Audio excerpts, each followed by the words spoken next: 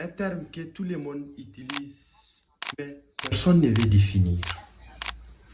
On l'a dit souvent morte, enterrée, balayée par les vents de l'histoire, mais son ombre plane encore sur chaque palais présidentiel, sur chaque mine d'or du continent. Avec des contrats lyonnais, des valises diplomatiques, des accords biaisés, bienvenue dans la France-Afrique. Aujourd'hui, on va pas parler seulement de l'histoire, mais on va voir comment un système vieux comme le monde commence à se fondre sous nos yeux. Alors, bienvenue sur l'Afrique décryptée. Sans plus tarder, on enchaîne. On va essayer de contextualiser l'historique même de la France-Afrique. Ensuite, dans un second temps, on va voir la rupture. Comment la rupture déjà a commencé. Alors, concernant l'historique, on va se rappeler des accords coloniaux, bien sûr, ça vous dit domination économique, si vous voulez, les francs CFA. Donc, les 14 colonies françaises africaines seront soumises à une monnaie locale qui est érigée par la France. Ensuite, deuxièmement, il y a les accords sur les minéraux, la France comme partenaire prioritaire. Ça veut dire que même si vous avez une mine d'uranium ou d'or, vous l'appelez seulement les entreprises françaises pour qu'ils exploitent. Vous n'avez pas le droit d'aller faire ou bien créer des contrats avec d'autres pays différents ou bien d'autres multinationales. Bref, voilà un peu. Ensuite, il y en a pas mal. Les systèmes économiques, bien sûr. Les entreprises françaises ont accès à tous les accords sur le continent. Les volets militaires également. Les accords militaires, l'armée française vient s'installer et ils font. L'armée française est présente dans tous les camps militaires du continent, dans les 14 pays cités. Avec plusieurs tours de passe-passe, les accords ont été marginalisés l'Afrique pendant plusieurs décennies. Alors, parmi ces accords, il y en a beaucoup, les trois qu'on venait de citer. Il y a levé des ressources stratégiques, certaines ressources stratégiques sur le continent, je pense l'uranium du Niger, je pense l'or du Burkina, le pétrole du Gabon. Toutes ces ressources ont une priorité pour les entreprises françaises. Ça veut dire que personne d'autre, État ou entreprise, peut venir exploiter. Qu'on le veuille ou pas, on va faire avec la France. Même si les accords sont busés, même si les partenariats ne sont pas gagnants-gagnants, la priorité est des entreprises françaises viennent à travers les fameux Vincent Bolloré, si vous voulez, les Total Energy, il y en a beaucoup, hein, si on peut les citer. Dans le domaine de l'uranium, justement, les fameux Areva ou bien l'actuel Orano. Donc, ils ont juste une priorité d'exploiter à quand ils veulent et de vendre à qui ils veulent. Ensuite, de nous revendre les raffinés plus chers dans le cas du pétrole. Alors, tout ne va pas tourner de manière on veut. Mais aujourd'hui, on voit ce système est poussé vers la sortie. Comment c'est possible? Avec une nouvelle génération qui ne veut plus comprendre le langage des pères, ça veut dire nos chefs d'État pendant les indépendances. Ils disent qu'ils veulent une divorce coûte que coûte. Ils ne veulent plus écouter. Ils ne veulent plus écouter l'ancienne puissance militaire. Ils ne veulent plus savoir les accords militaires. Ils disent dégage, prenez bagage. L'Afrique ne veut plus écouter son ancienne puissance coloniale.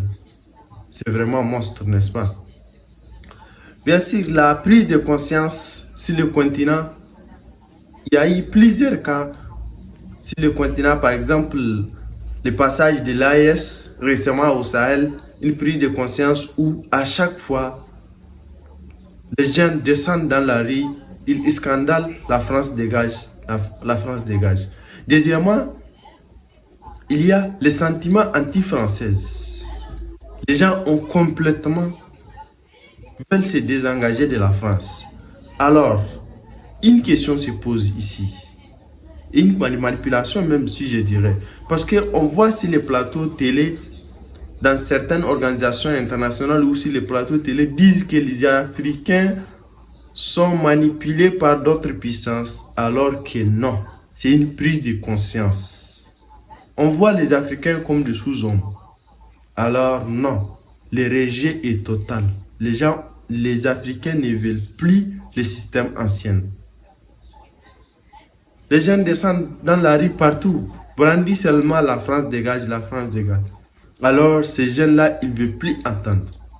Si vous voulez revenir, venez avec les accords gagnant-gagnant, comme on dit. Sinon, allez dehors. Il n'y avait plus de leçons de la démocratie. Il n'y avait plus le système des accords secrets. Alors, d'autres positions, d'autres points clés importants, comme on peut les citer, la concurrence mondiale. Aujourd'hui, le monde a changé. On vit dans un monde de globalisation. Plusieurs accords viennent, plusieurs dirigeants ont des milliers d'entreprises ou bien des multinationales dans leur salon. Les trucs viennent avec des projets de drones. Bien sûr, ce qui est impossible chez l'oncle occidental. On nous dit que vous les Africains, vous ne pouvez plus utiliser certaines armes. Bref, des Chinois qui investissent de manière très colossale sur le continent. Dans plusieurs pays, ils ont des accords commerciaux. De l'autre côté, le lobbying américain, justement, les Américains aussi investissent bien depuis un certain temps sur le continent. L'Inde également investisse. Bref, le monde sud voit un potentiel en Afrique. Parce que le monde change, les intérêts bougent. L'Afrique d'aujourd'hui n'est plus celle d'avant. L'Afrique d'aujourd'hui ne veut plus l'Afrique des années 90 où on l'appelle seulement. Tous nos chefs d'État viennent s'installer dans un bureau ovale pour leur donner des leçons ou bien des livres de constitution entre guillemets pour aller imposer à nos pauvres citoyens. Le monde n'est plus comme avant. Alors l'Afrique va de l'avant. Aujourd'hui, avec ce qu'on voit sur le continent, ce n'est plus une question de domination ou une question de malgérance des autres, mais c'est une prise de conscience totale sur le continent. Et oui, les Africains ne veulent plus entendre quoi que ce soit. Ils veulent aller de l'avant. Ils veulent vivre la vie de l'Occidentaux eux-mêmes. Ils voient des Eldorado de Dubaï, de Singapour. Et aussi, c'est possible avec eux. Avec nos richesses, avec le potentiel démographique, l'Afrique est capable. L'heure a sonné. Prenons notre place. L'heure de changement a sonné. On voit dans certains cas l'Africain comme un sous-homme. La réponse est non. L'Africain n'a jamais été un sous-homme. Malgré la traite négrière, malgré les xénophobies, malgré les négrophobies, l'Afrique tient toujours. L'homme noir résiste et il tient debout partout où il est. Dans tous les domaines, dans le foot, dans la politique, dans tous les domaines que vous voulez, l'homme noir est présent et il se démarque des autres. Alors, si vous voulez encore revenir au Sahel, changez votre discours. En Afrique, de manière générale, changez le discours. Ce n'est plus comme avant. On n'a pas besoin des droits de l'homme parce qu'on en a sur le continent. Les droits de l'homme en question a quitté l'Afrique pour aller chez les autres.